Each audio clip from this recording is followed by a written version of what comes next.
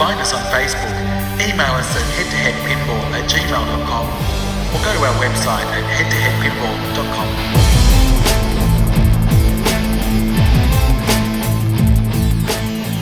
head2headpinball.com. Welcome everybody to the Head2Head Pinball Podcast. This is episode number 33, and my name is Martin, and with me as always... It's Ryan C. And we've got another special guest with us today. He's taught me how to play pinball. He might have taught you how to play pinball as well. For sure. As Scott Denisi says, is that you, Bowen Kierans? It is. Hi. It's been such an honor to have this ability to get online and help people, and I really am just starting to get a sense of how big that is. But to be able to, having been introduced to so many players in the last few years who have learned from the videos or whatever, it's just remarkable how things have changed. Well, talk to us a bit about yourself, Bowen. You play a lot on location, and you're always playing at the Puffer facility. Do you actually have any games at your house? Do you play games at home? I do have 2 pinball machines in my house. I have World Cup Soccer '94 and Simpsons Pinball Party from, I think, 2003. And I've had both those games since they came out new.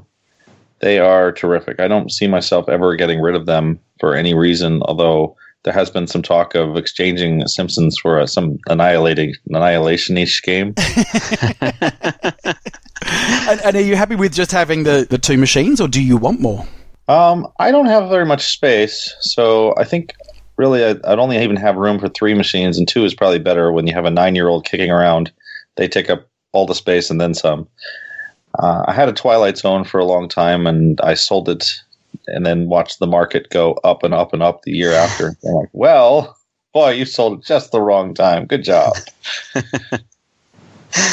Yeah, pinball economics. You never know when the stocks are going up or down on a machine. So, Simpsons Pinball Party and World Cup Soccer, they're extremely different pinball machines, aren't they? One of them's kind of like a get as many points as you can and get out kind of pinball machine, and Simpsons is one that you have to build up that perfect stack to get all the way through. Do you find yourself, fall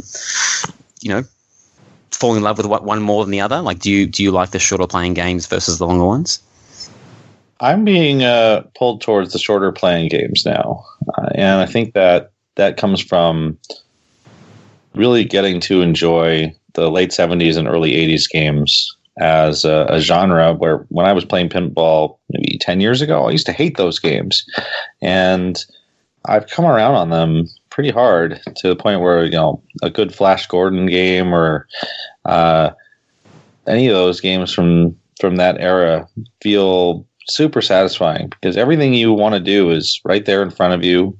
Quicksilver is a very good example from Stern. It's like, there's 11 letters. It's not hard. It's obvious what you're supposed to do, but it almost never happens.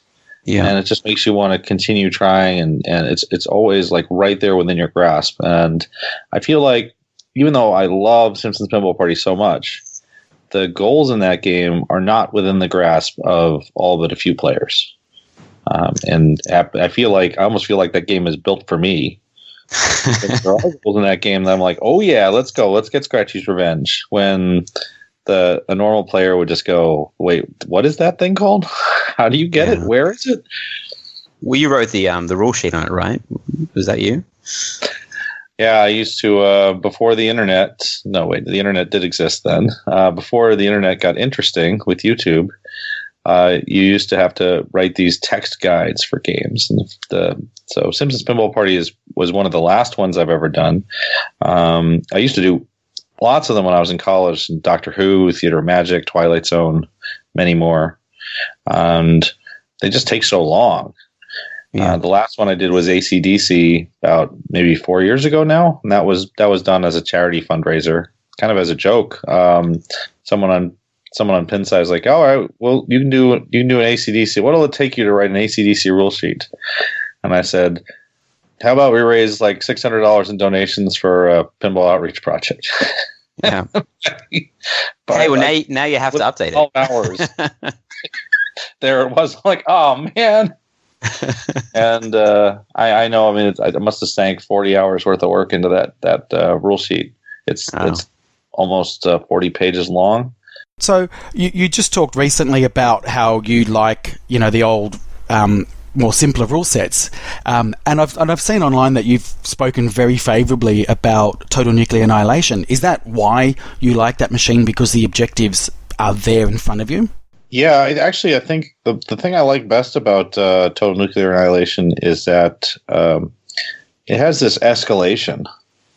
Like, as the game goes on and you're doing pretty well, you start to get nervous for no reason other than the way the game is progressing. And the way it sounds. It sort of starts. And the way it sounds, and all of the reflexes, and the fact that you've had to react to things for a really long time. That succeeding in Annihilation and going all the way through probably takes about a half hour. But in the meantime, like, all of that half hour is intensity. Catching and trapping and saving center drains, all sorts of stuff. You never have any downtime. And I think that all those things roll onto themselves. The fact that the rules are simple enough that anyone new to pinball even can step up and have a fair understanding of what to do is a big plus for that game, or for any game for that matter. Like I said, I have World Cup Soccer, and the appeal of World Cup Soccer is that someone who's never played pinball before can walk over to that game and have a great time. And you can't say that about Simpsons Pinball Party, because they're going to bat the ball around and not much is going to happen for a beginner.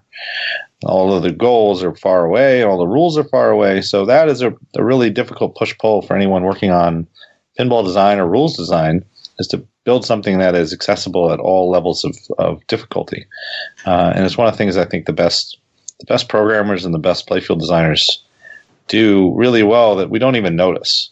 And some of the games that we regard as the best games, it's because of that. It's because they have this mass appeal to all different layers of challenge. Well, talking about like the best games and the best software and hardware, what would you choose as your kind of, if you can, your top three games? If you want top three games overall, or maybe one from each generation of pinball, do you have them in mind? Oh, well, let's see. Out of the EMs, my favorite probably is Jungle Queen at this point, just because it has such great geometry and shot flow, and it has monkeys. And anytime you can shoot monkey and kill the monkeys, it's kind of fun. Out of early solid state, Paragon, it's hard to argue against Paragon. I really enjoy playing Flash Gordon because of how nasty it is. Yeah, it is. And there are a few other games like Alien Poker that have a style to them that is really interesting. Geometrically, the early 80s games have such variety to them that I wish we had more of that today. I can understand why we don't, with the types of flippers we have, with the themes we have, with the understanding of shot flow being a really important aspect of a successful design. But the 80s designs are all over the map. And what I like about those ones as well, and I'll use probably Flash Gordon as a really good example in my mind, it's also about the condition of the machine. So, if it's set up that those inline drop targets on the right are incredibly brutal, then you'll have to change your playstyle and try and get points elsewhere. But if they're quite simple, then you'll probably go there. But there's other sort of things that you can do on that machine based on the condition. That's right. And that means that different Flash Gordons can behave differently, and I like that. When you go up to like the late 80s and early 90s, I continue to really love playing Funhouse no matter what. Played Funhouse recently at a place in Tucson. Not Tucson. I would say Tucson when I mean Tacoma. And it just grabs me every time I see a Funhouse. I want to play more of it, and I like the games I have. I like Simpsons. I like World Cup. More recently, I really like AC/DC and Metallica, and in general, like the rules designs that Lyman has put together on different games have been quite appealing because they have that measure of goals for a beginner, goals for intermediate, goals for advanced players, and that they're really well struck. And then just very recently, Dialed In and Annihilation have been the games I've played most out of this past year or two crop of games. Do you think that has anything to do with them being original themes? And I guess you falling in love with pinball when it was mainly original themes versus licensed ones? Or do you think it's just a coincidence and it's more about the sound and the layout and the shot flow and all that kind of stuff? I'm not sure. I think it's more about the shot flow. I don't find the theme. I usually find the theme to be a plus when there is one. And unless it's Kiss, really. But in general, an unlicensed theme is not necessarily going to appeal more to me than a licensed theme. Dialed in, it's really about the shot flow and the combos and that same game flow of things are going well and they're progressing and the stakes are a little higher now because the SIM cards are there and now everything's doubled or tripled so the best games sort of have this rolling effect to them where you're doing the same things and yet they feel different and yet they feel more important somehow. That's really a trick of the mind that the people designing those games are pulling on you because it's not any different. It's the same shot. So why does it feel different? And a game that can bring you those experiences they've really done a great job in putting something together. If you can feel like, it's different, it's more important now. So then what would be most important to you? And it might be hard, but if you're thinking, theme, sound, art, rules, or layout, what would you say is the most important thing to you? Probably rules, just because I'm into that and I really care about the way that things work together. And as a competition player, I'm always seeking the best strategy. And if a game has a very clear, easy answer to that, then it's not very interesting to me. So Theater Magic comes to mind. Theater Magic has great design. There's all sorts of good stuff to do. But the gameplay strategy from a competition perspective is broken. You just have to shoot the left loop a lot and you win. Unless it's one of Jim Belsito's games and where he sort of makes that much more difficult. Good. No, Jim, what Jim does, like Jim, for example, my favorite Jim mod is on Party Zone, which is where he takes the left ramp and instead of having it feed back to the flipper, he has it feed into the bumpers. Yeah, that's right. So, where normally you would just shoot the ramp all day and ramp out and make the ramps worth more and more as the game goes on. Instead, every ramp is like cross your fingers time. So then, what would you say? And we'll probably go through it, and just very quickly if you can. But the game that you think has the absolute best rules ever. Gosh, it's really hard to say that because the most complicated rules is pretty clearly Simpsons or Lord of the Rings, but that doesn't mean they're the best rules. I think perhaps to me that the first answer that comes to mind is Addams Family. Because what Addams Family does is it gives the player the ability to play the game the way they want to and get rewarded for it. Like you can just shoot ramps on Addams Family and good things happen. You can play for multi-ball and good things happen. You can play for modes and good things happen. You don't have to be stuck doing what the game tells you to do. You can do what you want, and the game kind of will gently reward you better for some things than others, but it won't get in your way. And say, no, you really have to do this now instead. And you compare that to some other games where the game will say, no, all that matters right now is a center ramp. I really want you to shoot the center ramp, and to the exclusion of all else. And a player who says, I really like this other loop shot. Can I just shoot that? No, that's not worth anything. Yeah. That kind of balance is something that only really the best programmers seem able to pull off. And it's very impressive when it's pulled off. Yeah, well, and you sort of mentioned the other games, but for me, one of those is I always bring up The Walking Dead, and it's sort of one of those things where everybody really talks about the code on that because, when it first came out, it sort of punished everybody, and then Lyman just weaved this magic. And for me, it's not just about the fact that the game is guiding you to do something. That one in particular rewards the situation. So you've got to constantly be adjusting what you want to do based on where you are. Right. And a game that is changing that balance as it goes is neat too, because then you're going to be forced to play the whole field And to try and then coordinate things and stack them starts to matter too. And Walking Dead has just evolved into a great game because of that. And it's neat. It's interesting because like the playing field design was pretty good, and when that game first came out, it didn't have a very good reception. So it's entirely that rules design that has carried that from its initial impression to where it is now. When you play pinball, Bowen, I mean, some players they're in the zone, but they're got their poker face on and they're completely still. Not all the time, but the most of the time that I'm watching you play pinball on a stream or a puppet tutorial, you're kind of dancing around and you're quite animated. Is that something that you put on because that's how you like to play pinball, or is it that's just the natural reaction of your body because you get excited playing pinball? It's both. I think that some of that comes out of my very first tournament. I was playing this rinky-dink tournament in the South Bay near San Francisco. I don't even remember what we were playing for. It was pathetic. It was like maybe $20 or something. And we were on this fishtails, and my hands are shaking. I'm like super nervous about playing this game of fishtails now that it's a competition and somehow big stuff is on the line. And I'm like, what is wrong with me? I can't believe I'm doing this. I'm not having any fun here. I'm not enjoying this. I'm shaking, and I hate this.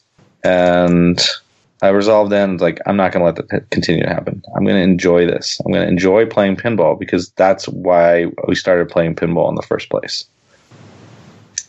And that's carried me. That's really carried me through all of these tournaments. So sometimes you see players get into a final and they're clearly nervous. They're clearly thinking about the prize money, or they're thinking about the trophy or the audience or whatever. And meanwhile, I'm like just dancing or making a joke. When it's my turn to go, I usually walk up to the machine and immediately plunge. I don't like think about where I'm going. Okay. And so outside of tournaments, do you sort of still play pinball for fun, or is it really about the competition and getting a high score or competing against other people? Haven't you seen his TNA videos, Marty? Come on. So Annihilation is kind of fun that way, but the last 2 months I've had a number of opportunities to play pinball casually with people around the country, and it's been really rewarding. I've had a great time. I haven't been to any tournaments. I played pinball in Seattle, and then while I was in Seattle, I find out that they've got Annihilation down in Portland, Oregon, which is 3 hours drive. And so on the last day of my trip to Seattle, having been up to Triple Knock and Flip Flip and Icebox and all these great locations in Seattle, I decided, yeah, sure, I'll drive 3 hours out to play a machine. And it was completely worth it.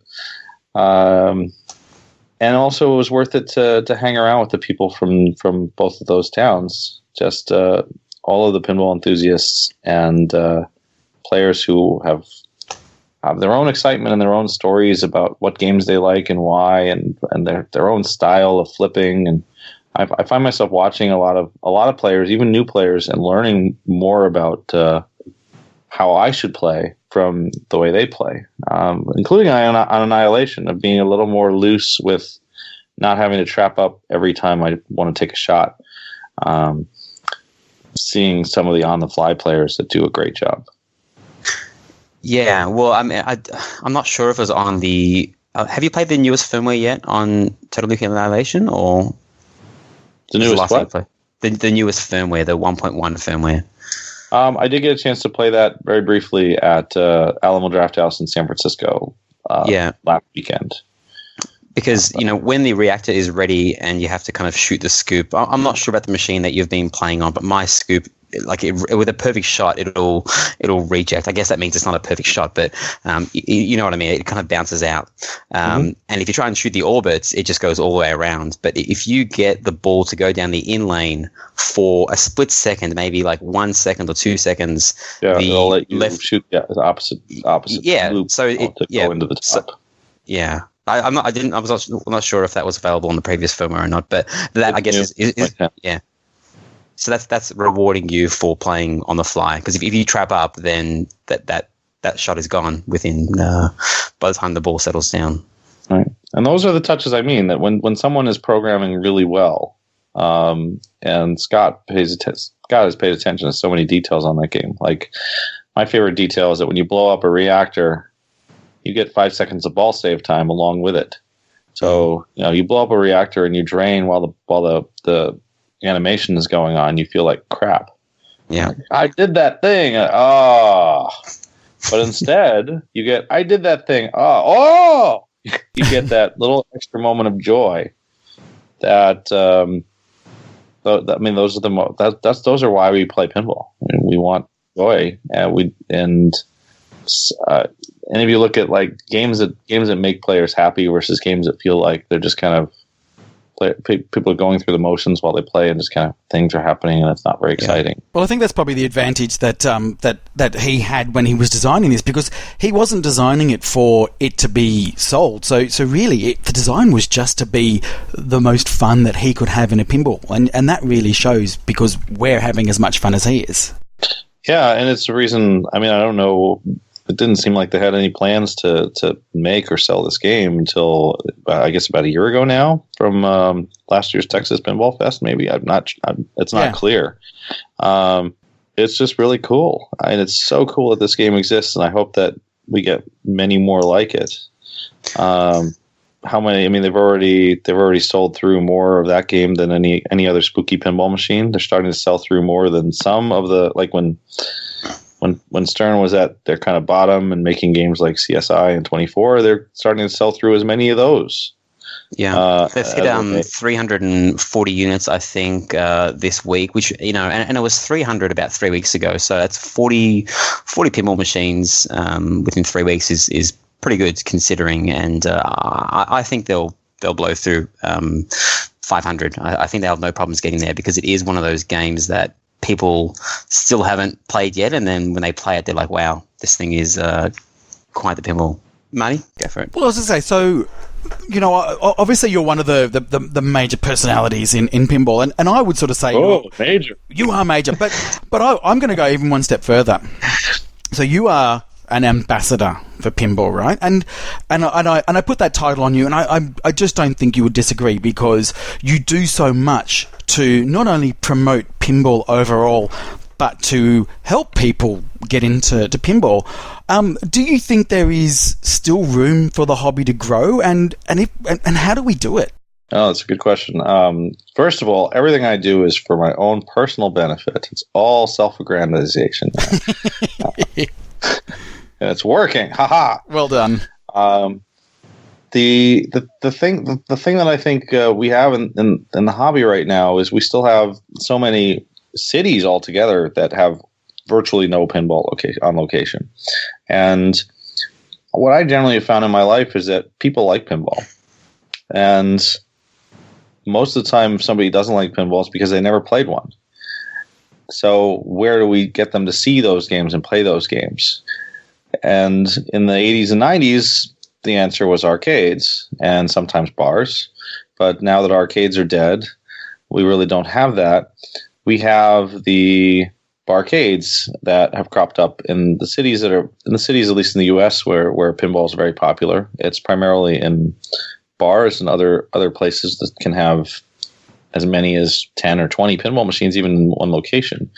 And they'll bring in players on nights of the week where you normally wouldn't expect people to be in a bar, and it becomes a pinball place that happens to have alcohol also being served.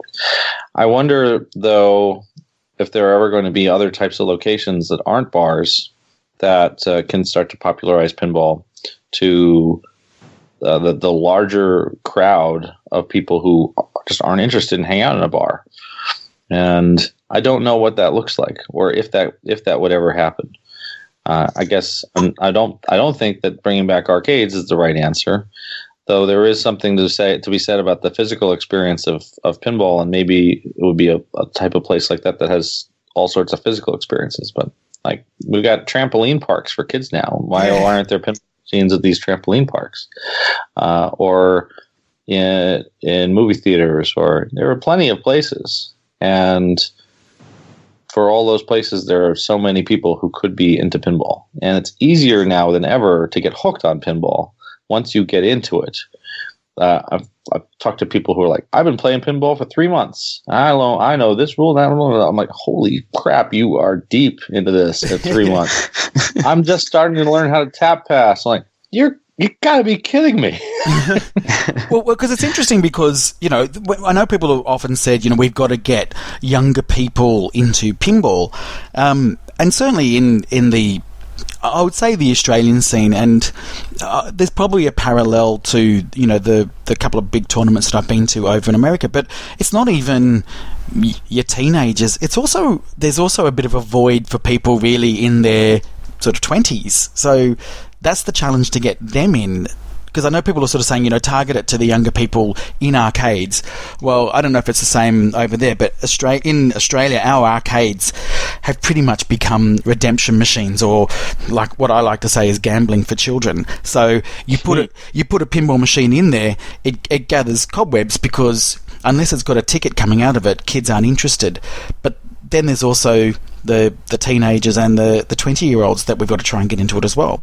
Yeah, I don't have good answers there. At least for the 20-something crowd, these barcades seem to be working pretty well in New York, Seattle, Portland, Austin, Texas. I don't know though. And then there are places where there's almost no pinball. Big cities that where it doesn't make sense. They don't have much of any of it. Even so, like, it's way, way better now than it was 5 years ago in all these places. And it makes me hopeful that in another 5 years it'll be even better. Who knows? I just know that you got more people making games, more companies, more games being made per company. It was clearly on an upswing. And if anything I've done helps contribute to that, I'm proud of it. I don't think I'm contributing to that, but I am contributing to helping people get hooked a little easier, I think. Yeah, well, I think you are. And it can't just be the burden of Bowen Cairns to do it.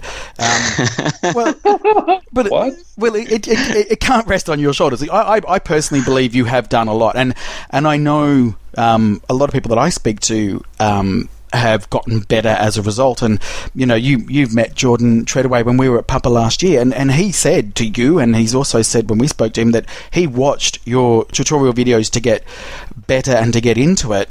But is it up to location? Is it up to the manufacturers themselves to be designing pinballs that will draw a younger crowd in?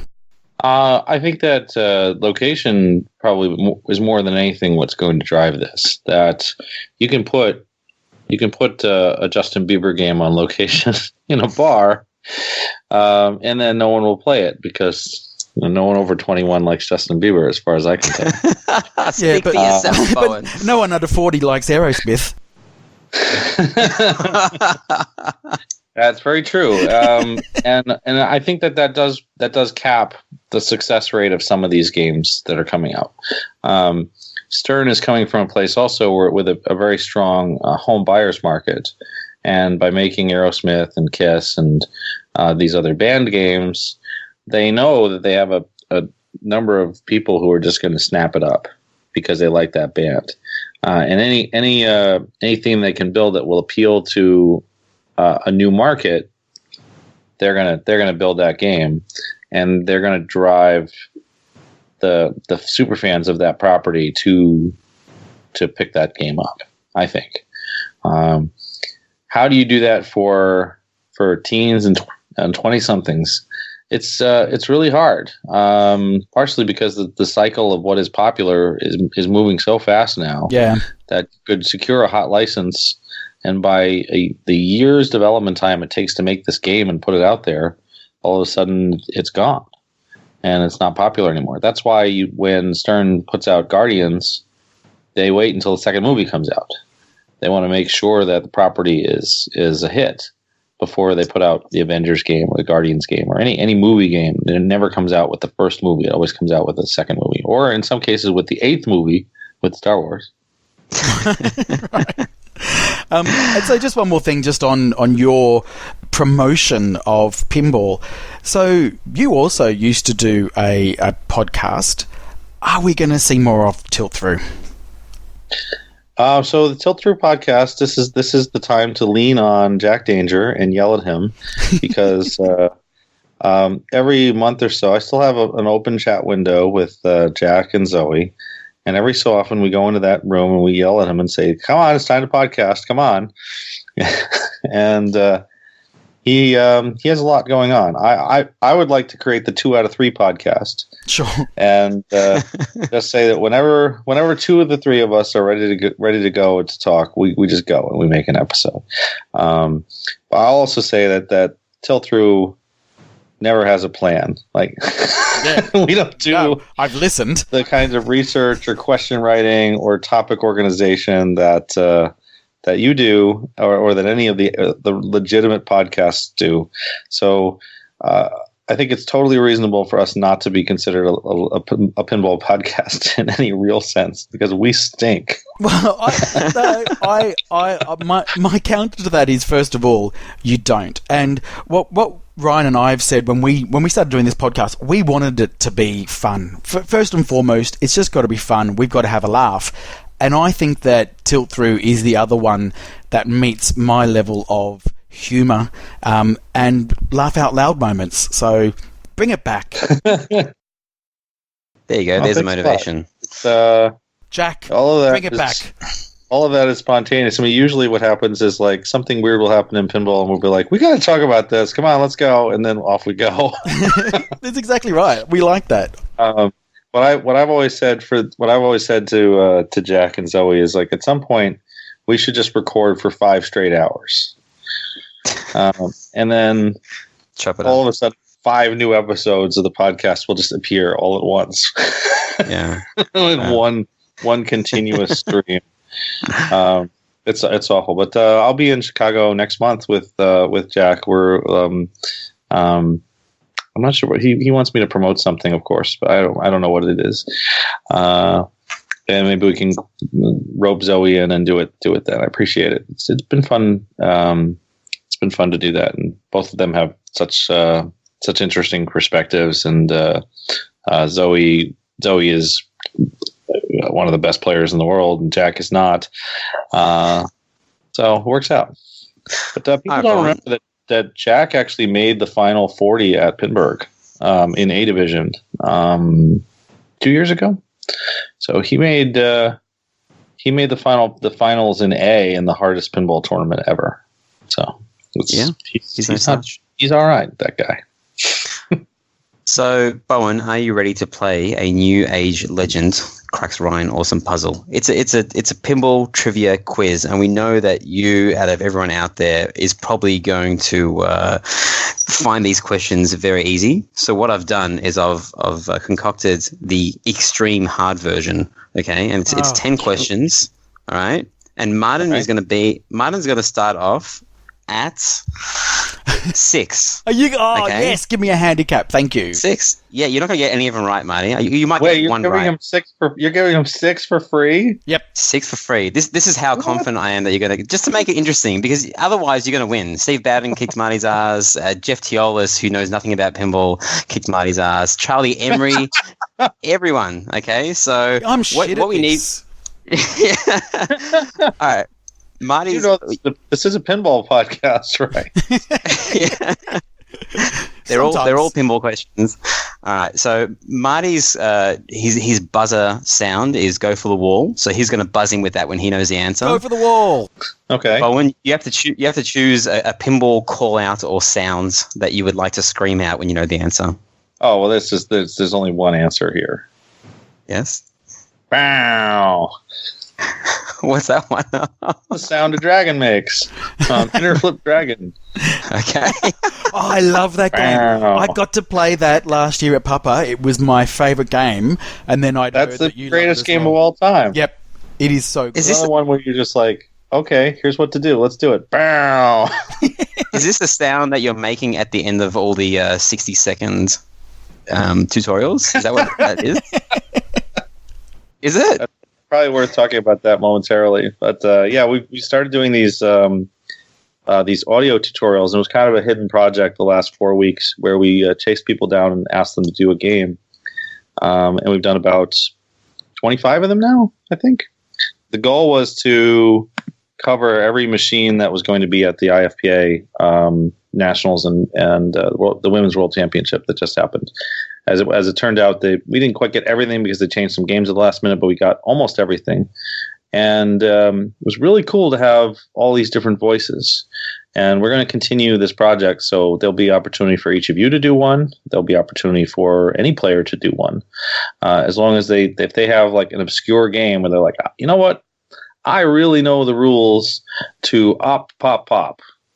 Like, okay, great.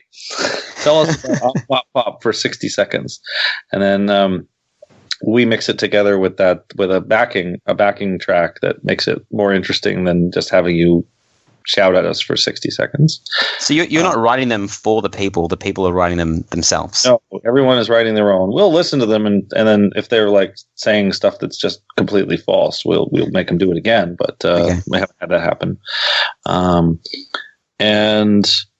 then when they're recording, they hear me kind of yelling at them about how many seconds there are left.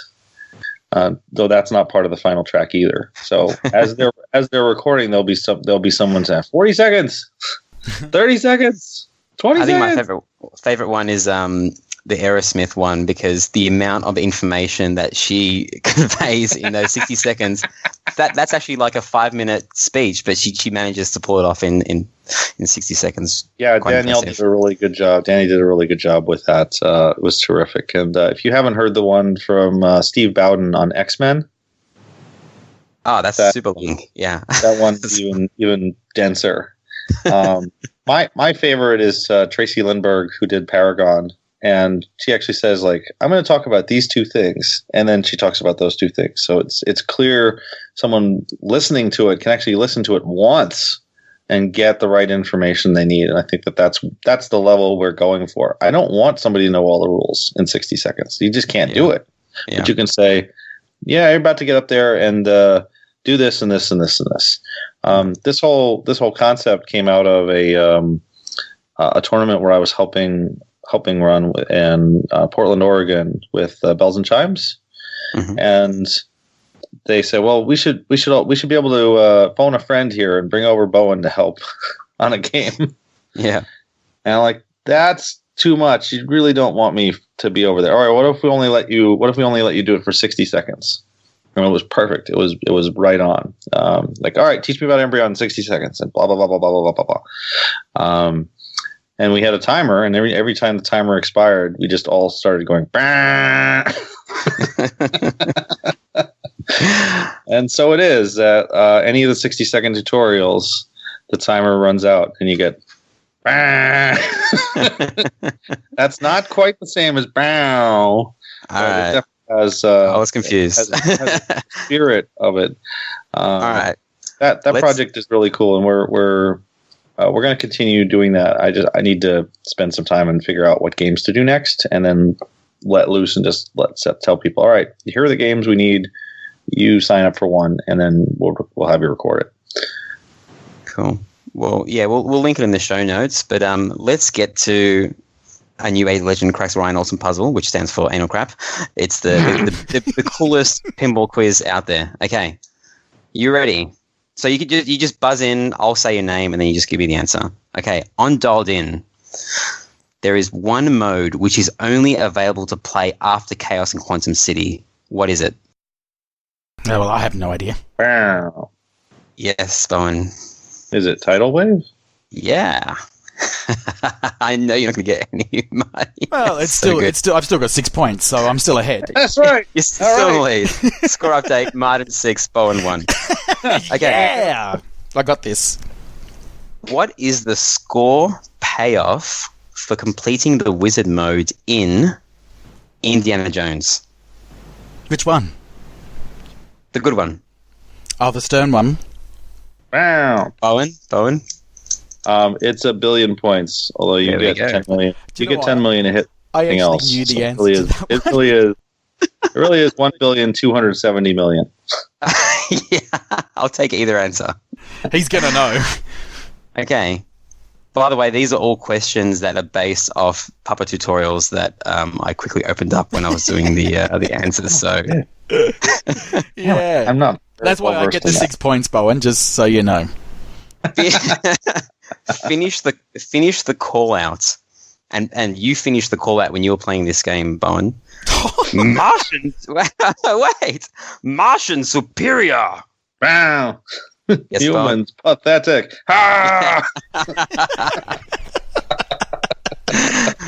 There you go. Score update. Martin still in the lead. Yes. 6. Line. Bowen 3. You're going down, Karens. So far, you got your 6. All right. In Adam's family, how many mansion inserts are there? Wow. Yes, Bowen. There are 13. Yes. Oh, see, I'm glad I didn't answer that. I was going to say 11. Even though it only takes 12 mansion rooms to get to because the 6 and the 3 are tied together. Cool. I didn't know that. All right. AC/DC. This one's not in your video because it's got to do with a new code, tunes and stuff. Oh, Tunes and stuff. Okay, you've read the changelog. I know you have.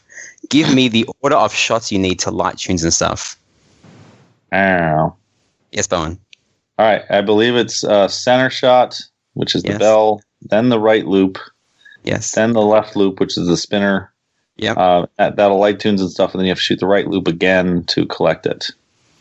There we go. Bowen 5, Martin 6. He's catching up, Martin. He really is. All right, Martin. I've chucked one in there to do with roller games. You stop now, and you just say that was it. That was That was it. Yeah, we're finished. Sorry. Thank you. Well done. Thanks for playing. Anal crap. All right. In roller games, Oh, there's the figure of 8 loop with all the red inserts in there. Ignore those red inserts. Tell me what the 3 multiplier inserts are. Go for it. Oh, Bowen, you got in. Oh, it's a 1x, a 2x, and a 4x because you can make up to 7x. There we go. Freaking binary, man. Marty. Binary. How one did you too. play? Oh, give him the point. No. Give him the point. Make No, it no, 7 no. to 6. All 7 to right. 6 it is. Okay, 7-6. Cool. Marty gets a free point for nothing, just to make it interesting. Well, I got 6 points for nothing. You might as well give me another one. This one, Marty, I guarantee. You made a what is it called? It's not the. Dang it! I used to know what this is called, in Aussie. You got the 6 and you got the 1, and I can't remember what the 1 is called. What? When you score in Aussie and you don't score a 6, you score a 1. A goal and a point. Yes. Yeah. In Aussie rules football, you're talking about. Yeah. Okay. Yeah. I wanted to be an Aussie referee when I was 10. Like that's the job I want when I'm older. Well, they used to call them white maggots because they but then they changed their uniform to yellow, and yellow maggot just didn't sound as good, so people stopped screaming it out. They just scream out other obscenities at the football. So, all right. Demolition Man, a machine that Marty knows nothing about. How do you get the Huxley bonus? Wow. Owen. All right. You get this by shatzing through the left in lane up into the eyeball saucer that's above that. So it's like it bounces off the right flipper, rolls all the way up the left, and then into that hole that's back above the left in lane. Do you want to? We're not going to get any extra points, but do you know how much it awards you for getting the Huxley bonus? I shouldn't tell you that I know that it's 10 million, but I will. Okay. Oh, scores are equal. It's getting intense here. Martin 7, Bowen 7. Okay. Actually, Marty, you might get this, Marty. In Iron Man, Jericho is one of the wizard modes. Name another. Over the wall. Bowen. Come on, Marty. He's got to get credit for this. There's do or die and there's do or die multi-ball. That's the 2. Cool. So do you want to make it 8-8 too? Yeah, let's do that. He got it. Okay. In Medieval Madness, and I wrote this. I wrote this like 2 days ago or so, and this just kind of appeared on the Pupper feed about an hour before we started recording. In Medieval Madness, what do you need to do to get into Barnyard Multi-Ball? Wow. Yes, Bowen. All right. You need to shoot the catapult, and then when it gives you the option to select something to throw, you have to throw everything once. So you have to do 5 completions of catapult. And then you have to shoot the catapult again one more time to start the multi-ball, because it'll start like flashing at you at that point. And for a non-bonus point, what song does it sing in Barnyard Multi-Ball? There's a song? Yeah, it's Old MacDonald Had a Farm. But in like really weird, like chopped up. Obviously, they couldn't do it because of legal issues. So it's in kind of like chopped up, weird sound effects. It sounds just really weird.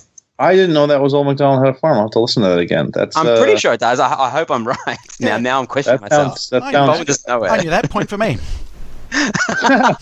yeah. Like 9-9. Okay, 9-9. All right, 9-9. Just make it. Okay, the last question. Huxley bonus, but no. Okay. All right. Okay, so this is the last question. With 3x scoring running on Indy 500, what is the score payoff for when all modes are complete and you shoot up the middle? Wow. Yes, Bowen. It's going to be 600 million, because it's 200 million for the victory lap, tripled. But it depends on whether you've also finished other stuff at the same time. It could actually be worth more than that. It was from your video, so 600 million. Oh, a very, very close match with Martin ending on 9 and Bowen on 10. Bowen, you are the winner. So close. Look, I can be proud of myself that I only got beaten by Bowen by just 1 point. So I think I did really well. You did well, mate. Oh, gosh. Oh, funny. That was the first half of the Bowen Kerins interview. And great interview so far. He's such a nice guy, and we appreciate his time. So next week we will have the second riveting conclusion. I don't know. Everyone's so exciting, mate. I don't know what we're concluding, but we started something. We need to finish it. Find out how many times Bowen has finished the Simpsons Pinball Party. The results will shock you. You won't believe what happened next. ... Click here. It's clickbait for our next podcast. So, and can I also just say, geez, you're fucked. The fucking anal crap you give me. Yeah. Just could not have made it harder for me. Here is 10 questions about everything that Bowen Kerins knows. You might as well have said, hey, what is your birth date? You were pretty off. I mean, you knew some of them, so you should have just buzzed in early and then thought about the answer. Anyway, I want to get Bowen up against Steve Bowden and have an anal crap off and see who's the. It would be like a grand championship. Crap off.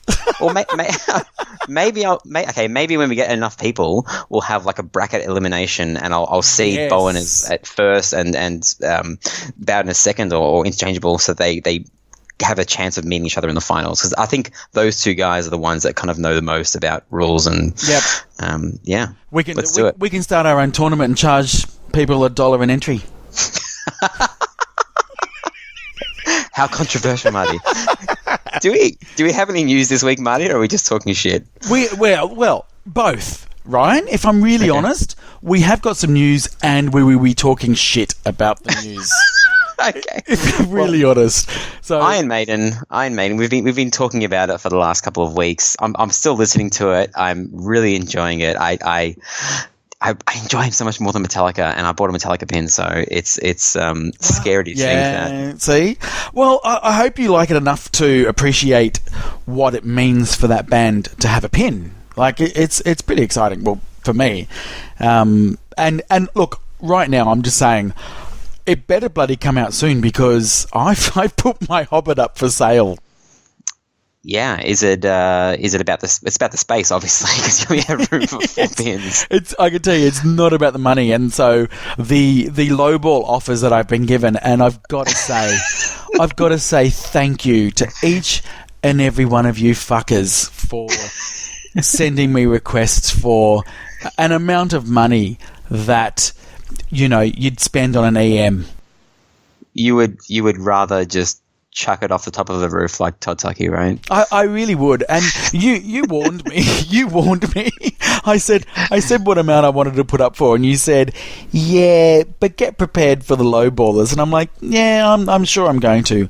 It's going to happen either way. It was going to happen either way. Yeah. I mean, Iron Maiden, I said there's a lot of rumors, and the rumors are now that it's not going to be at Texas Pinball Festival. I think a couple of people have told me that. I'm not sure if it's all originating from the same person, but I mean, this can either go two ways. This is either true and it'll be an absolutely massive fail and we'll spend half an hour. Did you realize, Marty, that when Stern didn't do anything at Expo, we talked about it for half an hour?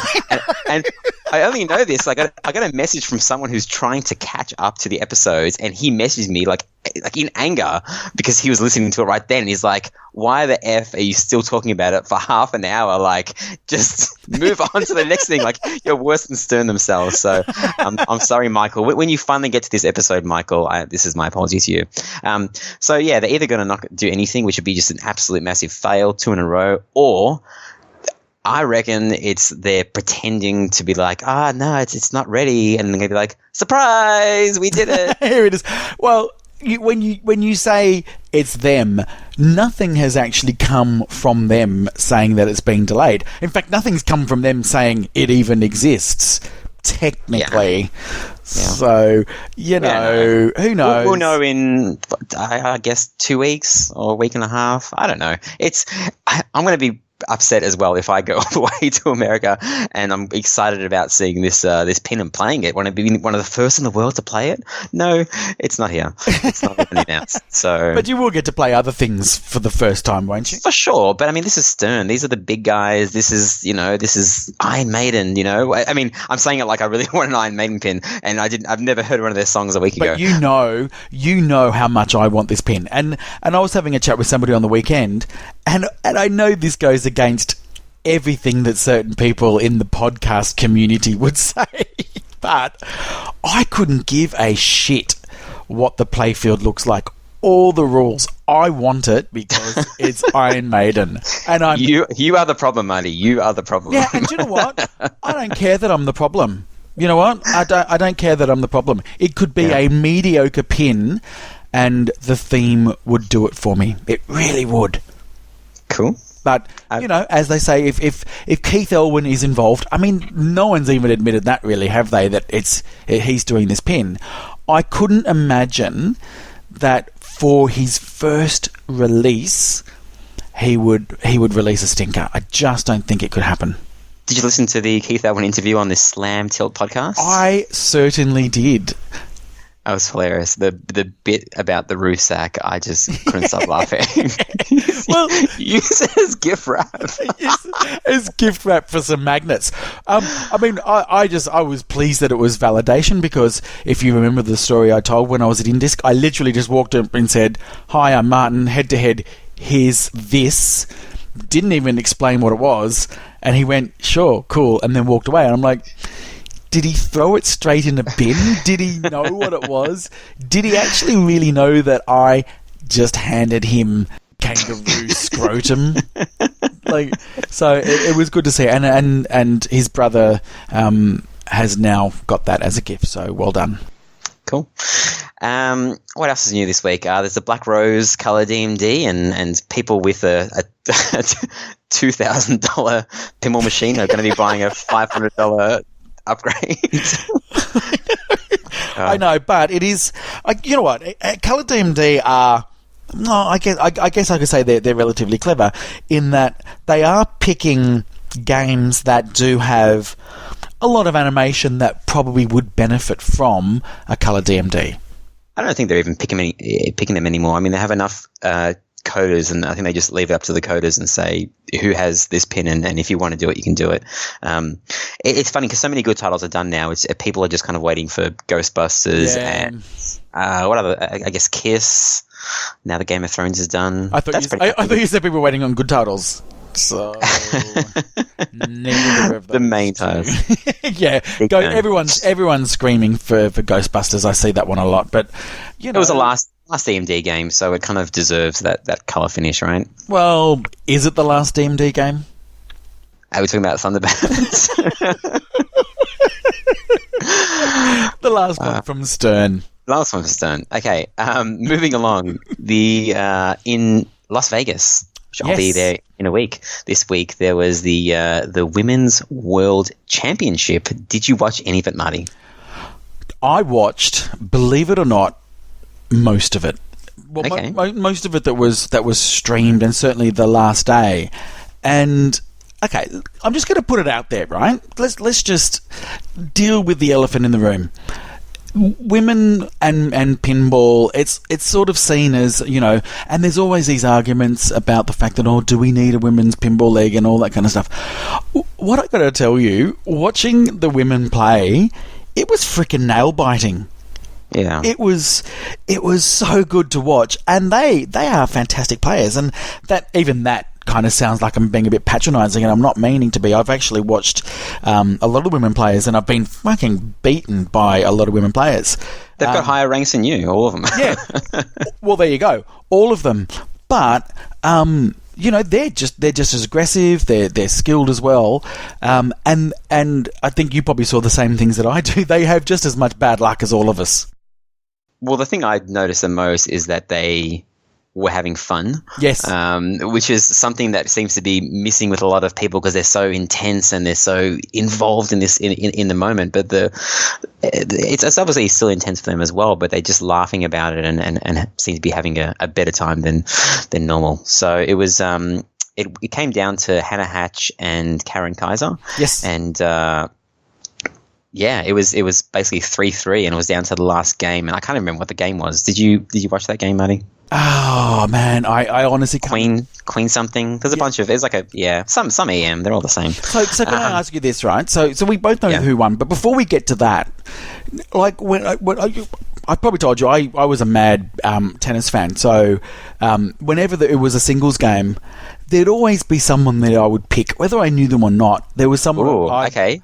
Yes, I know. I'd be rooting for them, and I wanted them to win. Who were you going for? I was going for Hannah Hatch. Same! Because, okay, I'm sorry, Karen Kaiser, if you're listening. We love you, Karen. I was going for her because she was so animated with like the way she was playing pinball, and I love watching people that move around like crazy when they're playing pinball. It just makes it more enjoyable for me. Yeah, and look, I would have gone just for Karen as well. There was absolutely no reason or logic behind it. I just had to pick one of them because you just sort of see them through. Yeah, you gotta. And she was done really well on an EM, and 5-ball EM, and basically the ball went down the out lane for Karen, and she was about to lose, and it hit a switch on the way down, and it changed the out lane from being 100 to 500, and that's what won her the match. It was that close. And my heart, like I have no foot in this race. I didn't gamble on it. I don't know these people. Never met them. Nothing. And my heart was like pumping. I'm like, oh my gosh, why do I care about this? It was the same, and it was because they were so evenly matched. It could have gone either way. Yeah. If we ever have a female guest on, can we get Hannah Hatch on just because she has a cool name, Hannah Hatch? Yep. Look at the alliteration here: Hannah Hatch, Karen Kaiser, double K, double H. Yeah, do it. Right. Either of them, I'd have on the show. Done. And they also had the Nationals, and it came down to our good mate Carl D'Angelo versus Raymond Davison. And so, out of those two, who are you going for? I was going for Carl. I know, I'm being silly. Of course, we're going for Carl. We love Carl. He's on the show. Yeah. If Raymond came on the show, he would be him. Okay. Yeah. Raymond, speak to our people. They'll speak to you. Yeah. And one of the matches was on Iron Man, and oh my gosh, this Iron Man, as normal, is pretty brutal. What happens? Carl is in the Ironmonger multi-ball, whatever it's called. He shoots at Ironmonger enough times. Ironmonger goes down. The super jackpot, which Marty is worth 3 million points, is it possibly would have won in the match. He had 3 balls. He shoots up the middle. It rattles a shot and it comes down. That's not a mistake of the pinball. That's just that shot being long and tight. Clean, yeah. Then he shoots for it again, hits it so good that the ball jumps over the switch into the pops. he looks around at I think it was Zach Sharp and just kind of laughs, and then he proceeds to lose all 3 balls and loses the match. So that's pinball for you. It really is just the epitome of that's pinball, and you just have to shrug it off and get your trophy for second. Yeah. And so the winner was Raymond Davison. He ended up winning the last match on Black Rose. Also, I think today was the Pin Masters, which is basically like a serious version of pin golf, and there's lots of players in that. I think Jim Balceta was winning almost the entire time, and then Adam Becker pipped him in the finals. So that's your weekly tournament talk. Well, is it? Okay, we'll get to that a bit later, but shall we play Saram the Top 100? Yeah, we should. So let's recap on what happened last week when we had some guy on our show. We don't want to give him too much credit. Yeah. Well, see which ended up... Actually, wait. Who won? Well, let's recap. So it was against Big Lebowski, Alien, and Sea Witch. And if you remember last week's episode, Ryan's debate about Big Lebowski was based on a house of lies. It was bullshit. Like, it has a cleared LCD. It is being made by a reputable manufacturer. It is. Okay. Name them. Name Zytec. XYTech?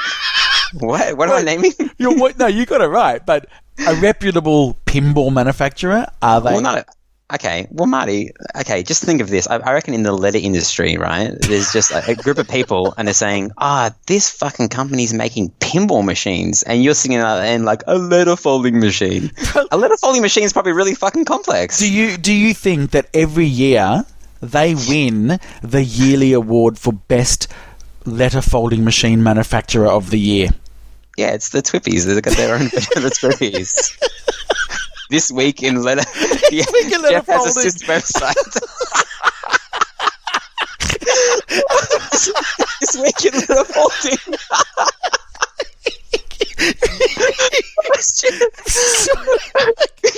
Get on it, Jeff. It's $1 million. Yeah. It's a big industry. Oh, fuck. They make letter folding machines. Anyway. Oh, fuck. Oh.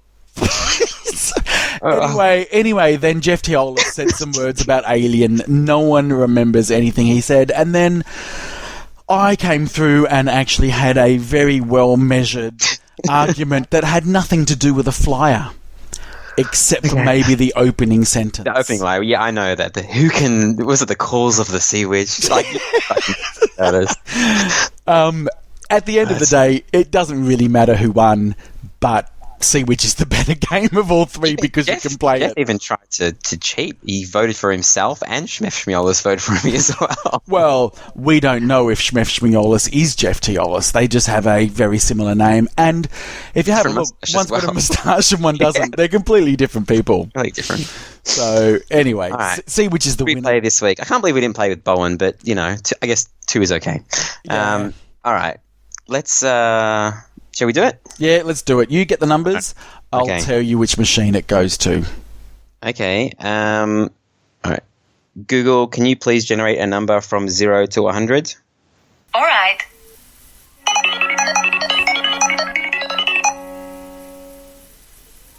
15. Oh, yeah. Scared stiff. I fucking hate this game. So do I don't. It's 15. It's high, okay? Yep. Obviously for a reason. All right. Marty, your turn. Google, can you please generate a number from 0 to 100 for me again? All right.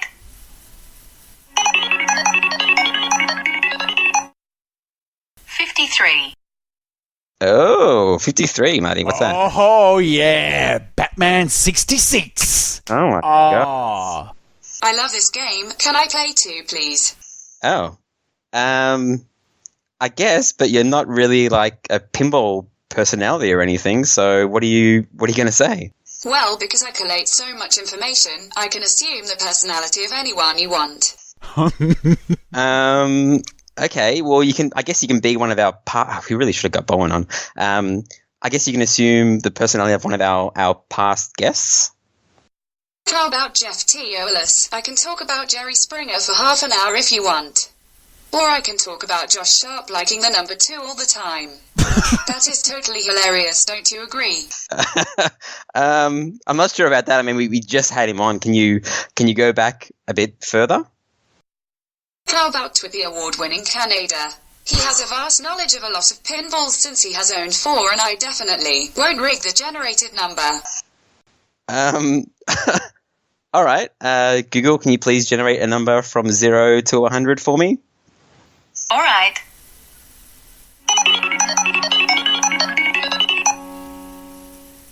Five. Yay, I have already looked it up. It's Lord of the Rings, bitches. A world under glass. All right. So we got 5 Lord of the Rings, 15 Scared Stiff, and you got 53, Marty. So you're last. So Google as Canada first, then me, then you. Are you ready, Marty? All right. Google, fire away. George Gomez has only ever designed one good game, and it's Lord of the Rings, A True World Under Glass. That beautiful shot up the middle where the magnet grabs the ball. It has a deep rule set, and when you get into there and back again, the music is so good, it makes me so emotional. Star Wars couldn't do that. Great jackpot calls out, yay world under glass, just ignore the upper playfield. It's the only flaw. Tournament players hate it because it is deep, but no one wants the opinion of a tournament player. World under glass. Remember to take breaks in between balls to ensure you don't play an unhealthy amount of pinball. All right, your time is up, Google. Okay. Fuck. Oh, all right. jeez. Hard to go up against Lord of the Rings, but, you know. My turn. Scared Stiff. I need a picture.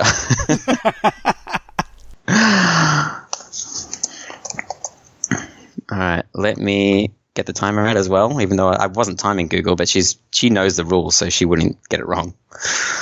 You ready? Yep. Set, go.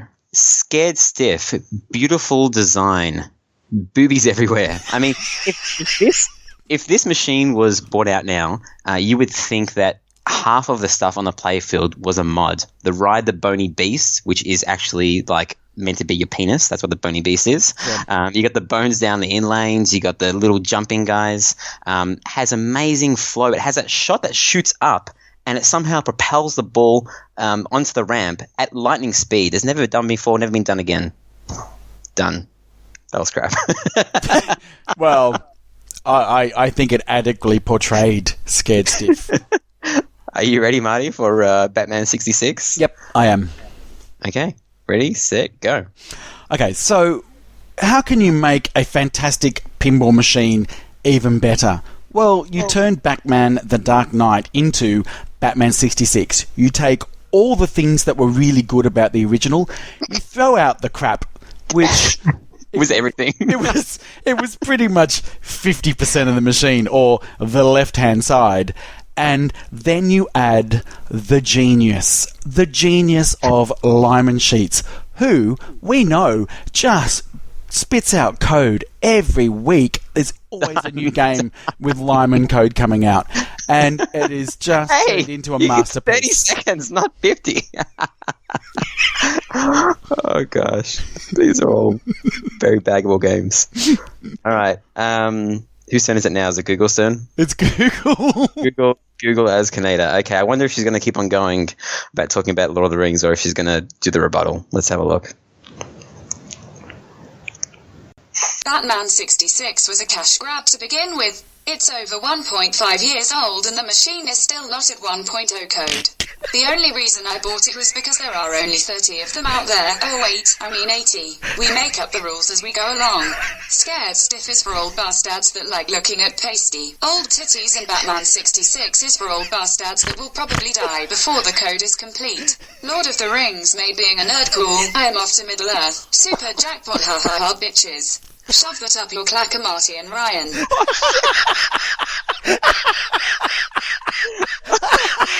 Oh my gosh.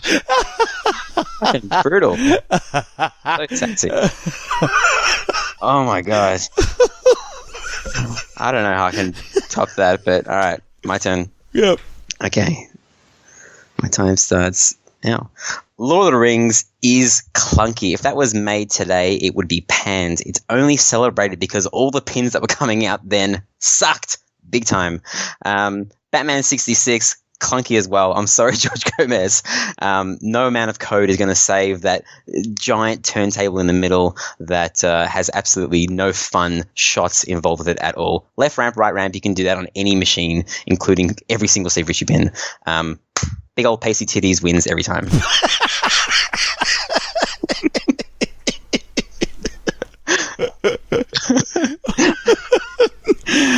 Have the floor, Marty. Stop it. Stop it. I sound like I'm going to the toilet, apparently. Oh, okay, so where do I start? Okay, you ready? Ready, set, I'm go. going to make this quick. Lord of the Rings, too long, boring, can't do anything. Scared Stiff, you know Scared Stiff is one of my least favourite games. Probably the most overrated game that's ever existed. Batman 66, butter smooth shots. There you go. I thought we weren't lying today, Marty. You got 5 seconds to tell us about the turntable. Tell us one good thing about the turntable. The TV. This one that's spelt wrong. Billy Ann Vision. All right, we're done. Fucking hell. Oh my gosh. Oh, so funny. So let me just read something too. I think it's about time that we segued into an oldie but a goodie. Yes. You ready? Yeah. Okay. Fun pin to play. Takes me back to the golden days of USA. Up all night movie fest on TV. 3 out of 10. Well, 3 out of 10. That's Scared Stiff. This game is very too easy and fast, boring play. 5 out of 10. Scared Stiff. Yep. Very dull. I should have just read these reviews as my argument, my counter argument. Very overrated game. Fun for a few plays, then just a chore to play any further. Lyman Sheets has it, so I don't know. It's weird. It's weird. And yeah, go. Suggestive theme. Design above the average. Game in the average, but insufficient sound decidedly. Beautiful to see him, but very less to have a good time him. Does he think that Alvaro has a dick or something? No. Admittedly, this person comes from Italy. But anyway. Okay, that's fine. So I thought I'd just take us into a bit of pin slide just so we could hear what these ratings people have said. I stopped doing pin slide because Ron and Bruce stole that when you were on the show and they just kind of went with it. So I thought, give them that bit. Yeah. And we're fine. We sponsor their show. They sponsor our show. They did. They didn't even give us any recognition. Well, we did steal their entire show. So yeah, true. But so if you just indulge me just for a second. Yes. Let's talk about our good friend Lord of the Rings. You're not meant to mention it before you read the reviews, Marty. Well, I mean, I think that, we've certainly jumped the shark on this one. Okay. But it's just an interesting thing. And I don't want to talk about, Google's machine being really, it's actually quite a good game. And the fact that I have said previously that I would want to have it as a home machine. Too serious for my liking. 2.45 out of 10. What? Okay. Yeah. Too serious. Some people like fun pinball machines, like Scared Stiff. Yep. Good. Noting more. 2.5 out of 10. Played it over 50 times in the hotel casino on holiday. It's quite okay, but it lacks certain things. The positive, 1, theme. 2, many game modes and hard to reach endgame. Oh, you don't fucking kid. 3, good music. Good scratchy music. The negative, the sound is annoying. 100 souls, 250 souls. It's terrible. 500 more. The artwork is so bad. The cabinet looks like printed on a Commodore 64 with 3 colours. Oh my god, I fucking hate my Lord of the Rings cabinet. I'm so glad that all my pins are together. Some of them look good, but Lord of the Rings has the worst it's pretty bad art for the theme that it is. It's just like no effort. Anyway. But do you think that it looks like it's been printed on a Commodore 64? Yeah, it's got the dots. You can see the dots. with 3 colours? Yeah, you can see the dots. It's just Well, shit. does that? He says, you see the pixels. Awful. Same for the playfield. Cheap photoshopped photos and very bad print quality again. You cannot compare this to a Williams or Bally playfield from the 90s. The plastic and toys look cheap. The ball gets stuck quite often somewhere in the playfield. Air balls. Overall, I cannot understand the high rating here. Sorry. 3.951 out of 10. Cool. I don't know. It's rated 5th, so it can get those shit ratings with all the other good ones that it gets. Marty, let's go to This Week in Pinball. I did a lot of shit this week. Did you? Yeah. First thing I did was I went to see a speech therapist, and they said, no, you're fucked. You can't fix what you've got yourself into. And then I saw a psychologist to deal with the battering that Jeff Teolis gave me, and I need many more sessions to go. Just a little note. I mean, we had so much fun the last episode with Jeff, and we got so much feedback. Pretty much no emails, but just an amazing amount of feedback saying that it's the funniest that Jeff has ever been, and I'm glad it was on our show and not his that he's been the funniest. So thank you, Jeff, for giving us your best. Well, I did say to you, I met... I'm going to mention Indisc again, but yeah, I mean, when I met Jeff, I just went, hang on, this guy's really funny. And are you saying that he's not funny on Pinball Profile? That's exactly what I'm saying. It's not like I have to say to you, what are you insinuating? That is exactly what I'm saying. He is really serious. Yeah. What else did I do this week? I went to play... Remember that last month when I went to that tournament and I came last? I do remember it very well. I had a good laugh about that. Yeah, and I didn't get too down on it, but I was kind of like, I guess tournaments really aren't for me. So I had a month off. Not that there's that many tournaments in Melbourne at the moment, but it was on the day, and I thought, geez, I'll just go. It's a nice day. I've done all my work, and I need a break from the kids and the family. I just kind of went on the spur of the moment, and I did a little bit better this time. I won't bore you with game 1, game 2. I'm not going to tell you exactly what happened, but I do want to concentrate on a couple of games really quickly. Wizard of Oz.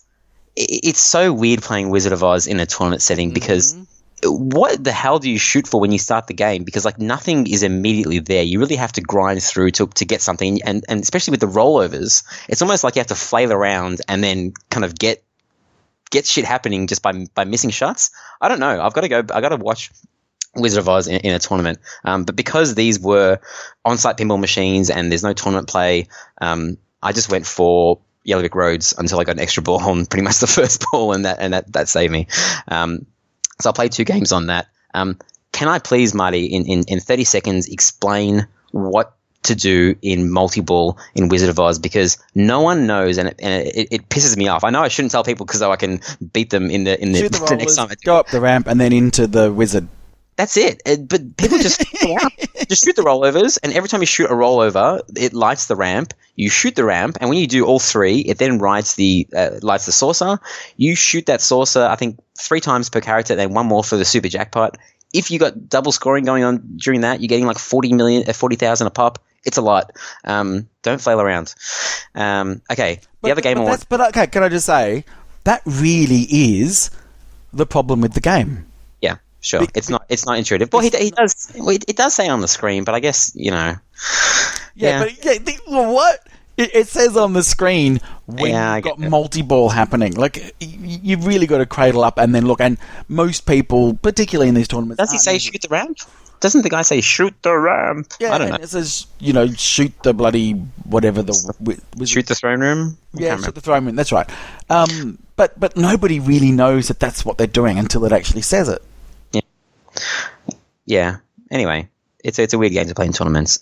The other game I want to tell you about is Game of Thrones, and oh my gosh, I've never played against this guy before. It was Mark G. You probably know his last name. I'm sorry to say his name, but he went first, and he there's a lot of people that don't know how to play Game of Thrones. Okay, I know how to play enough to get a decent score. This guy rocks up. I was kind of undefeated at that stage. It was kind of getting to the end of the tournament. And he chose my tail. I'm like, okay, so he knows a little bit about Game of Thrones. Just know nothing.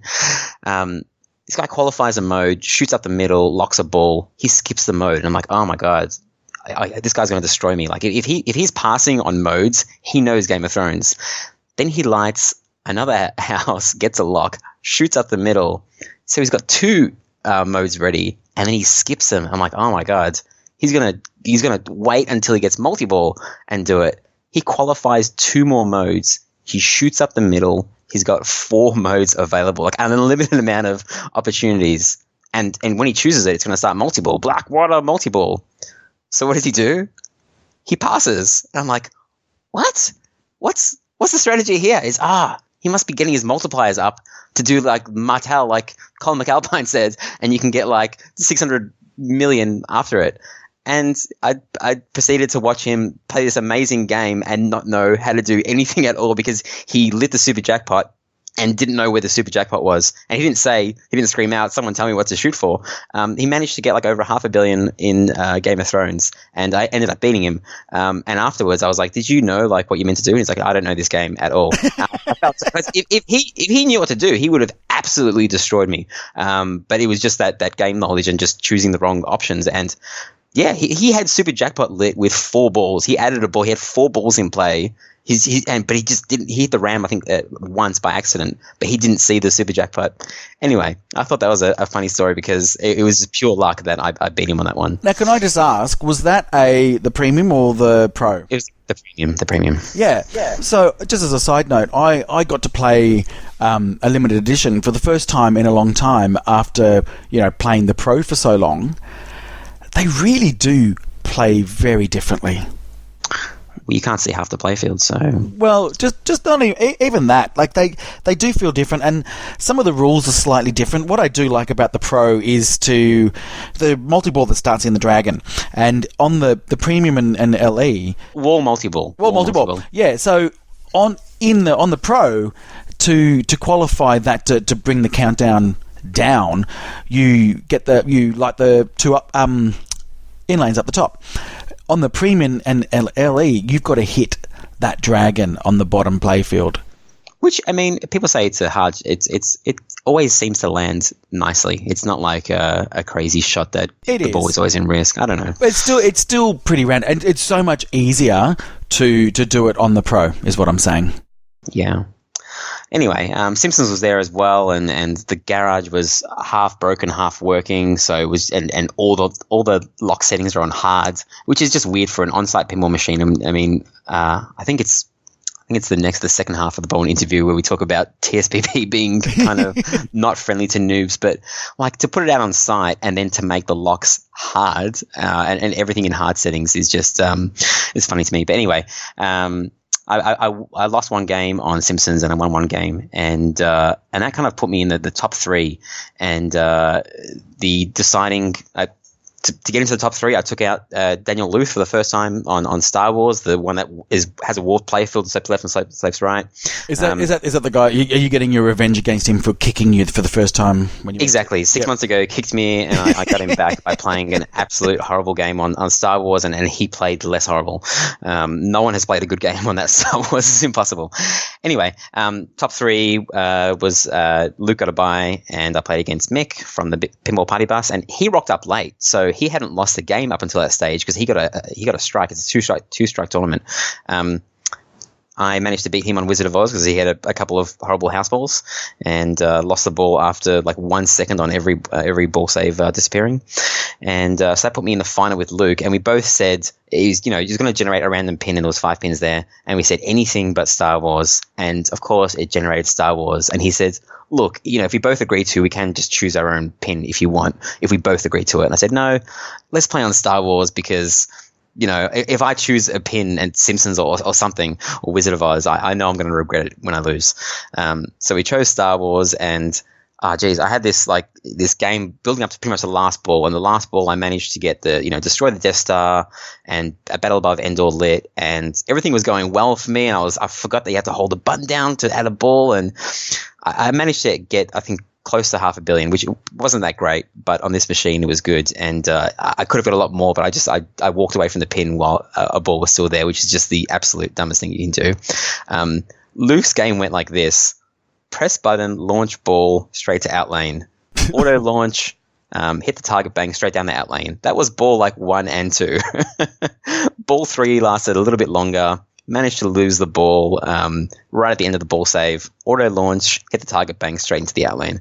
So thank you, Star Wars. I won my first tournament this week. Well done. Oh, you did too. That's right. Hooray for me. So I came. I think I've played 15 tournaments since we started the podcast. I've come second 4 times. Yep. And this is the first win. Well, congratulations to you. Thank you. I'm not sure what it was. I'm not sure if it was just luck. I'm not sure if it was all the crop dust thing that I was doing thanks to Jeff Ellis' thing. I'm not sure if I'm playing better because I'm only playing Total Nuclear Annihilation. So next tournament I play, I will continue to crop dust and continue to play TNA to increase my flipper skills. Well, honestly, congratulations. Well done. Thank you. What else did I do this week? I know you've got something that you've done, but I got inspired by when you were on Slam Tilt podcast. Ron said he did he does the steps where he climbs up buildings. Yeah, yeah. He's an idiot. Yeah, yeah. So last week I tried to do. Do you know the 1,000 steps? I do. Yep. Have you done it before? No. Okay. Do you know me? We should do it together, man. It's a bonding never. experience. My kid came home from school and she was like, there's a kid at school that did 100 of the 1,000 steps. Can I go? And I want to try and do more. I'm like, yeah, cool. So we went with all the kids and it was just like the dumbest idea ever because the steps don't start at the car park. It's a 1.5 K hike uphill to the steps and then it's 1,000 steps. So we got there and Chanel was like, let's go home. Like, we can't do this. We had to carry the kids pretty much uphill. And like, no, let's do it. And we did 100 steps and we just like, no, we're going to die. And so we went back and we went back this week and we did it. So absolutely nothing to do with pinball, but I just wanted to let everyone know that I did 1,000 steps this week uphill. Wow. Thank you, Ron. Thank you, Ron, for, inspiring Ryan to tell us that fucking boring story. You can edit it out if you want. You have the power. I want people to know. It's somehow related. It's got to do with Ron. I'm trying to cross-promote Slam Tilt podcast. No, I understand. It's the least we can do. Yeah. Okay.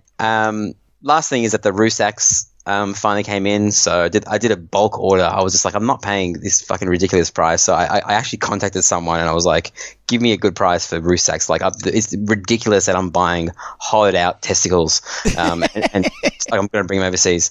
So I got them in, and I showed my little kid V, and this is the conversation that we had, Marty.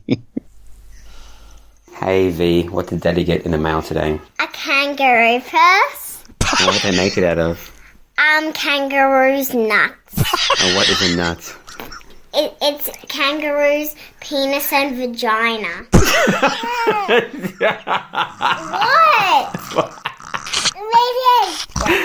What? And how do you think they make it? So they put like a needle into it. So they chop the private part up. Little one. They put a needle into it and they stitch it until it's to threads, but they chop off the pink part and they What pink part are you talking about? this part that the wee comes out of, and then they stitch it until it makes like a purse shape, and then they just stick decorations on and stitch a kangaroo on it. Okay. So yeah, that's how they make kangaroo sacks. They chop off the penis and vagina. That's the moment I realized that my kid has no idea what a testicle is. That's fine. She can not know. I don't need to tell her. No. Oh, the innocence. So there's also something else that I got. I'm not going to mention what, and it made my kid cry. And there's a little bit on here. You can edit it out if you want, but let me just play this bit. Yeah, is it going to play? And that other thing that I bought, did it make you upset? We're not going to mention what it is, but the other one. Did it make you cry? Yeah. Okay. Wait, can I see it again? No. Why? Because it made you cry. I want to try it again. Alright, let's bring it out now. Wait, can I? So hard.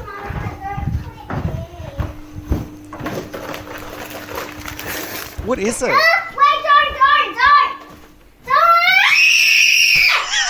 don't! Sorry. That's it. So, mystery. What is it? What is it to make my kids scream that much? What is it? Well, it's for someone special at Texas Pinball Festival. Wow. Someone's going to be very proud of whatever it is that Make my made kid your cry. child screech like a banshee. Yeah, that's Wow. it. Cool. Awesome. Cool. I got to get some Tim Tams as well because you've been teasing everyone online about Tim Tams. So Well, and I'm just putting this out to everybody. If you want Ryan to bring you some Tim Tams, please write into head2headpinball@gmail.com, or you can go to our Facebook page and we will have a picture of the selections available. Ryan would like to bring as many packets of Tim Tams as possible. I'm going to be broke as, man. Not that Tim Tams are expensive, but the Rusaks certainly are. Yeah. Shall we... what did you do this week Well, in Pinball Money? you know what? I did pinball stuff. I watched a lot of streaming. I watched the championships that we talked about before. But let me tell you something interesting that you just missed out on by a few seconds, but I'm sure someone told you. So we streamed on Sunday night at good friend of the show, Jeff and Vicky, their place. And so I may have mentioned this before. So Jeff's been restoring a Guns N' Roses machine for years. And to look at, this machine is, it looks new in box. It's just beautiful. And he's also put like he made his own custom wooden handle on the gun, and looks absolutely beautiful.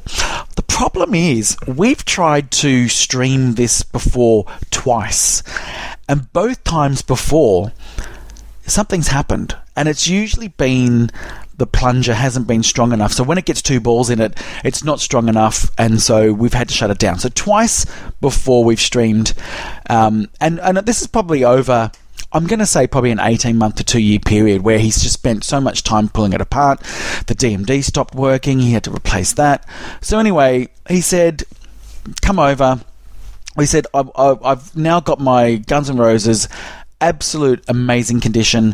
He's got the pin sound board, so he's now just uploaded all like original songs and call outs, and he said, come over and play, it's going to be amazing. So we did, got everything set up, and probably I would say probably halfway through the second ball, I noticed there was something wrong with the right flipper. Like, I'd hit the button and the flipper wouldn't go, or it would just sort of randomly fire off, kind of like someone was controlling the flipper. And so I looked over and I said, man, there's something wrong with the flipper. And he said, oh yeah, I did see that. So he said, let me take a look. And those people that have already seen our Facebook post will already know what happened next. So this is on Twitch, on the Melbourne Silverboard League page. He took the glass off and then went to place the glass on the carpet. It hadn't touched the wall, hadn't touched the carpet, and then just instantly shattered everywhere. Shattered.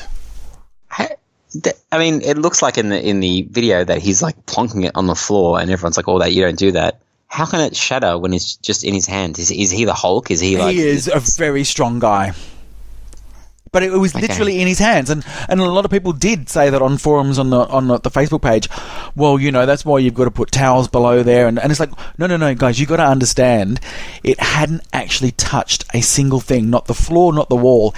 It was just his hands, and it shattered in his hands. But the funniest thing was, he was just so calm. He just goes, "Oh well, there's the glass. That's done." Because he didn't care. He was more interested in working out why this bloody flipper that he had just rebuilt, why it wasn't working, and then spent the rest of the night, all he could think about was this damn flipper. Didn't care. You sure he didn't hit, like, there was like a box Nothing. next to the floor that with like a something sticking out, like Nothing. No? Okay. I'm telling you now, there was nothing that it touched. It just shattered in his hands. Okay. Anyway, dangerous business. Made for an interesting stream, and then we just took about 5-10 minutes to then move all my equipment over, and we played Aerosmith LE again, which I do love.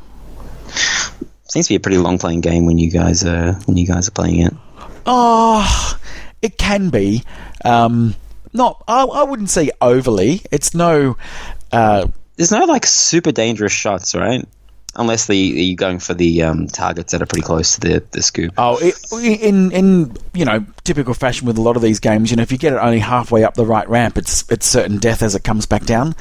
No, it's just interesting, and I don't know if anybody else. And I've probably said this about other machines before, but it just, for me, Aerosmith feels like it's got different strength flippers. And what I mean by it is it's very strong at the base of the flipper and the middle of the flipper, but the tip of the flipper is actually a little bit weak. So when you're trying to do a slap save, normally you think, yep, I've absolutely got this slap save's going to work. It just doesn't get enough power, and so it drains when you think that it was going to be an easy slap save away. So if anybody knows that Aerosmith has got a different system or different voltage, I don't know what it is, but it just feels very different.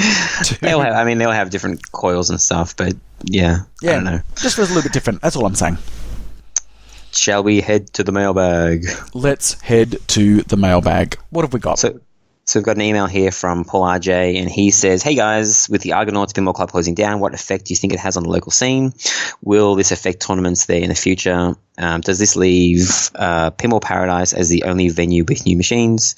Is it worth owners having new machines on locations? Many thanks. Love the show, Paul RJ." Marty?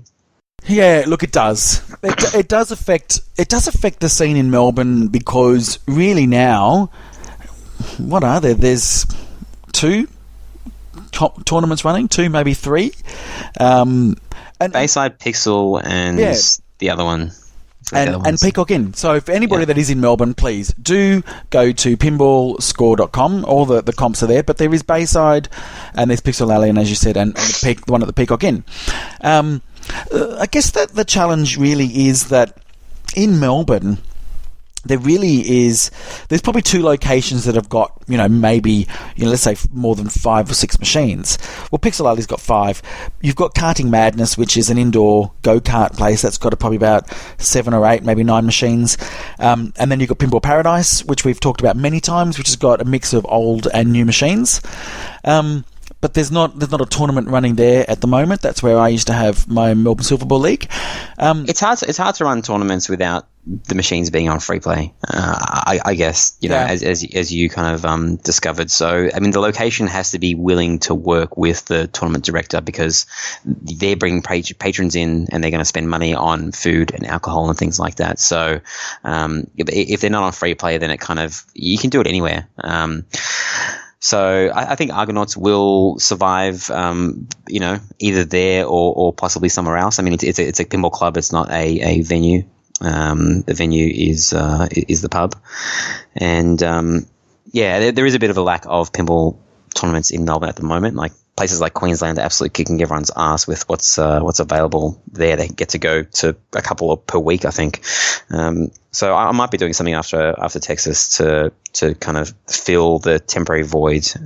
Nothing huge, more of a elite match play, serious business only kind of tournament with maybe 16 to 20 people, and and see how long it takes and build it from there. But I haven't submitted anything to the IPA yet because I don't want my wife to kill me. Yeah, but look, next week when we do the second half of the Bowen Cairns interview, it's one of the topics that I ask him about.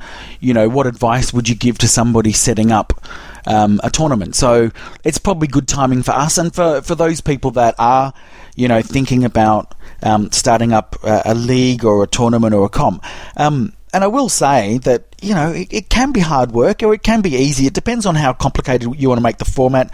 It depends on how all in you want to go with marketing and promotion and prizes, and which I did. But I enjoyed it because it brought a lot of new people into the pinball community. So it'll just be food for thought. So next week, it's good timing that Paul AJ that you wrote in, because we did talk to Bowen about that as being, kind of an ambassador for the tournament scene.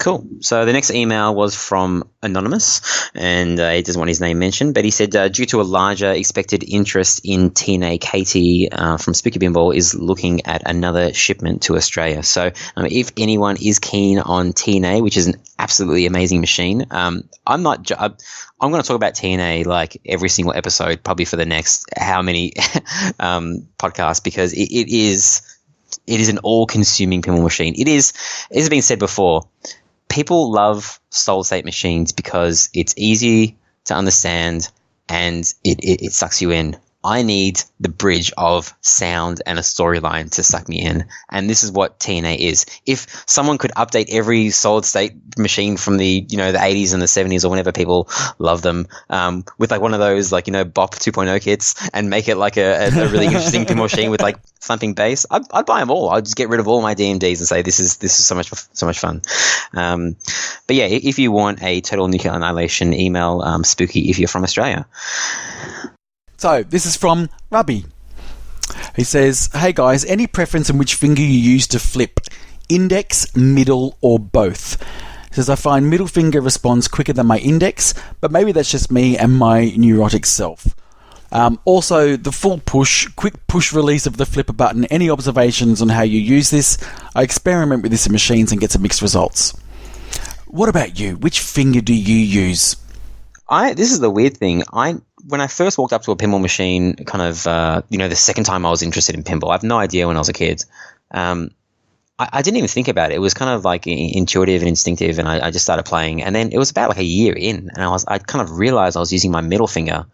And I didn't know why. I was like, shouldn't your pointer fingers be the one that you use? They're kind of the strongest finger, the one you use the most. And I kind of started watching other people, and pretty much everyone uses their middle finger, right? So I didn't really think about it, and I was actually watching somebody the other play, and they were using their index finger, and solidly their index finger. It was almost like the three other fingers were folded back, and there was one finger that was pointing out. Yeah. I actually would say if someone asked me, I would say I don't actually really know. I feel I've just sort of got my two fingers together. It's almost like my hand is covering it because I don't want to miss the flipper. So I've sort of got it's actually my index finger and my middle finger both on the flipper at the same time. Okay. Yeah, and the other part of the question about how do you kind of press the button. I'm not going to give advice on how to play pinball. I'm ranked like 1,000 something in the world, 1,800. I definitely haven't been checking my IFPA profile after the win. Yeah, it's I think to be good, you really have to have that kind of like that feather touch, because the good players on like a 3-flipper game, they're stage flipping. Yeah. And I dare you to try and stage flip on Simpsons Pinball Party and try and hit the couch shot. You can't. It has to be like half press. It has to be like, you have to be connected to the pinball machine. If anyone does kung fu, you learn about the fulcrum point, where you're holding a sword and your wrist becomes a fulcrum point. When you're playing a pinball machine, that is the fulcrum point. That is the connection to the instrument that you're playing. So it has to be exact and it has to be perfect. Well, I absolutely agree, and I was actually just gonna say that is that just over time, the more you play machines and even individual machines as well, you get flipper feel. So it's almost like you get feedback from the machine, which sounds a bit weird, but if you think about it, the rod is going back into the button, so when the ball hits it, you're actually feeling something as well. That's particularly advantageous when you are, doing more advanced things like live catching and drop catching. You've really got to feel the speed of the flipper as it's flipping to know when to flip at the same time as the ball hitting it. Look up all the dead flip tutorials on live catching and dead catching live catching and drop catching, if you want to know what I mean. But yeah, you've really just got to be connected to the button, and then obviously to the flippers through the button. And it just happens over time that you just feel it a lot more, and it becomes instinct after a while. And I've used the parallel I've used before is sports cars. I've got a sports car. I love cars, and the better sports cars, you can actually feel where the tires are based on feedback that's coming through from the steering wheel, and that's the parallel I draw with pinball as well. You can start feeling the machine through the flipper buttons. But do you have a Dodge Demon, Marty? No, I don't. I have something faster. Okay. Next email is from Nicholas Noven, and he is obviously a soft programmer, and he is here to school us. He says, hey guys, a bit of feedback regarding the comments about versions in the software on machines. One thing I can tell you as a software developer is that 0.88, this is to do with the Batman, has no relationship to the completeness and certainly isn't exactly 12 releases away from 1.0. Fact is, as software devs, we guesstimate roughly where we are at, e.g. 70% done, and call it 0.7. And every release will just bump it up an X amount we believe was completed. It's a decent change. We might skip to 0.8 for the hell of it, etc., etc., etc. I'm not going to read the entire email, but yeah, basically, I mean, we were just kind of cracking a joke about how the last, I think, 3 Batman updates have gone up 0.01. Yep. So if they continue in that fashion, we're going to have the exact same news 12 more times. But it is a Well, let's see how we go, Nicholas. You may prove us wrong or right. They may actually release another 12 updates. let's see how we go. The last email was from Jay Mendoza of Facebook fame, and he went to his second tournament, the first tournament being the one at my house. Do you want to quickly summarize his long-ass email, Marty? Oh, I do. Hey, Marty. Hey, Ryan. I did it. I finally got down to the Bayside Pinball Club. We told you it was good. Last night and had a go. Decided to pick this one as living down on the Mornington Peninsula is probably the closest one for me to attend. That and having met Lucas before made it an easy decision, knowing someone there. The lineup I initially checked up on the website you gave me so I could try and prepare myself as best I could with rules and have some sort of chance of not coming last.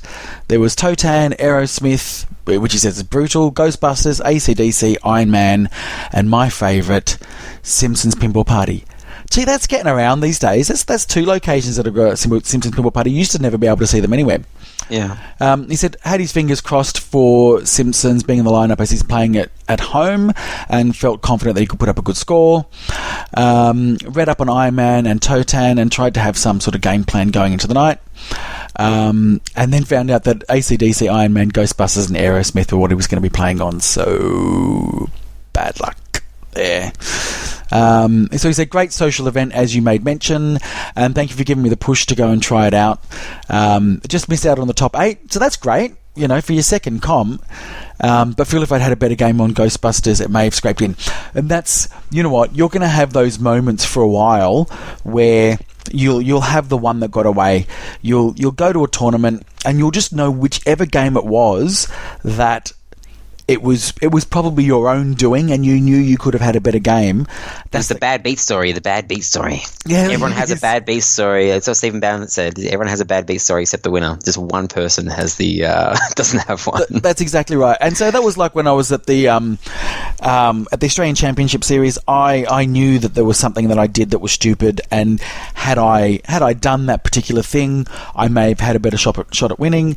I was talking to Ryan, I was talking to you during the week about this when, at Indisc, when I was on Metallica, on my second ball, because I'd forgotten that they'd made Crank It Up really easy, I thought, I got out of multi-ball and I thought, okay, I've got to get back into multi-ball. So I started going for multi-ball. And then do you know why you're going for multi-ball, Money? Because I forgot that... Because you were listening to Total Nuclear Annihilation. Those photos of Total Nuclear Annihilation. It was actually because I forgot. So when I got to my third ball, after the guy before me just got to Crank It Up, I remembered I only had 2 shots to get Crank It Up lit. So I could have done that on ball 2 and might have won B Division. So it's those kind of moments where you look back and you think, fuck, if only I hadn't been so stupid. But that's pinball. You get caught up in the moment, and sometimes you can remember everything. Most of the time you can't. Yeah, like me on Star Wars this week, I totally forgot the rules of how to add a ball and what was going to happen and multipliers. And I literally, like, Luke was laughing at me, and I was laughing as well because I didn't really care.